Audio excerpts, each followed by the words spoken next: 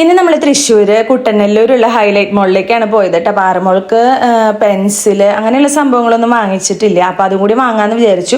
എന്തായാലും സ്കൂൾ തുറക്കല്ലേ തിങ്കളാഴ്ച. അങ്ങനെ അവിടെ എത്തിയിട്ടോ. പെൻസിലും അതുപോലെ നെയിം സ്ലിപ്പൊക്കെ നോക്കാണ് കേട്ടോ. നെയിം സ്ലിപ്പ് പാറുവിൻ്റെ ഫോട്ടോ വെച്ച് അടിക്കാമെന്ന് പറഞ്ഞു, പക്ഷെ അത് കിട്ടിയിട്ടില്ല.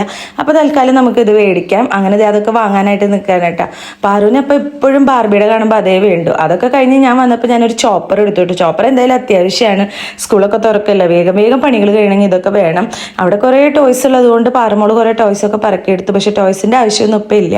അതുകൊണ്ട് ഈ മങ്കീനൊക്കെ തിരിച്ച് ഞാൻ അവിടെ തന്നെ വെച്ചു. ഇനി നമുക്ക് കുറച്ച് സാധനങ്ങൾ കൂടി മേടിക്കണം കേട്ടോ. അപ്പോൾ അതിൻ്റെ ഇടയിലാണ് അച്ചുമ്മ പറഞ്ഞത്, അമ്മ എനിക്ക് എന്തായാലും ഒരു മീനിനെ വേണമെന്ന്. അപ്പോൾ പാറമോള് ഏറ്റുപിടിച്ചു. അങ്ങനെ രണ്ടുപേരും കൂടി ഇവിടെ മീനിനെ നോക്കിക്കൊണ്ടിരിക്കുകയാണ് കേട്ടോ. അങ്ങനെ അവസാനം കുറേ നോക്കിയിട്ട് ഏതൊക്കെയാണ് വേണ്ടതെന്നുള്ളത് അങ്ങനെ അവസാനം ഒരെണ്ണം അച്ചുമോൻ എടുത്ത് ഇങ്ങോട്ട് പോന്നു. അപ്പോൾ അവർക്ക് ഭയങ്കര സന്തോഷമായി. കുറേ നാളെ എന്നോട് പറയണം കേട്ടോ അതിനെ വാങ്ങാനായിട്ട്. അങ്ങനെ പാറമോൾ അതിനൊരു പേര് ഇട്ടു കേട്ടോ. കുഞ്ഞൂട്ടെന്നാണ് അതിൻ്റെ പേര്. അപ്പോൾ സ്നേഹത്തോടെ പാറമോൾ കുഞ്ഞൂട്ടോ എന്ന് വിളിക്കുകയും ചെയ്യും. അങ്ങനെ അവിടെ നിന്ന് വരുമ്പോൾ വിശന്നിട്ട് വയ്യ, പക്ഷെ അവിടെ തീരെ സ്ഥലം ഉണ്ടായിരുന്നില്ല. അങ്ങനെ ഒരു ചോക്ലേറ്റ് മേടിച്ച് കഴിച്ച് നമ്മൾ പോകുന്നു. തിരിച്ചു വരുന്ന വഴിക്ക് നമ്മളൊരു ഷേക്കൊക്കെ കുടിക്കാമെന്ന് വിചാരിച്ച് കയറി. അങ്ങനെ നമ്മുടെ കുഞ്ഞൂട്ടിനെയും കൊണ്ടാണ് കേട്ടോ നമ്മൾ ഷേക്കൊക്കെ കുടിക്കാൻ കയറിയത്.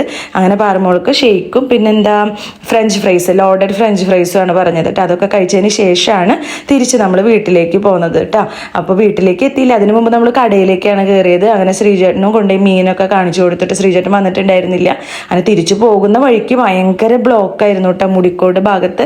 അങ്ങനെ ബ്ലോക്കൊക്കെ കഴിഞ്ഞിട്ട് നമ്മൾ കടയിൽ എത്തിയിട്ടാണ് മീൻ ശ്രീചേട്ടന് കാണിച്ചു കൊടുത്തത് കേട്ടോ. അപ്പോൾ ശ്രീചേട്ടനും ഭയങ്കര ഇഷ്ടമായി. അങ്ങനെ അച്ചുമോൻ അതിന് വന്നിട്ട് തീറ്റി ഇട്ട് കൊടുക്കുകയാണ് കേട്ടോ.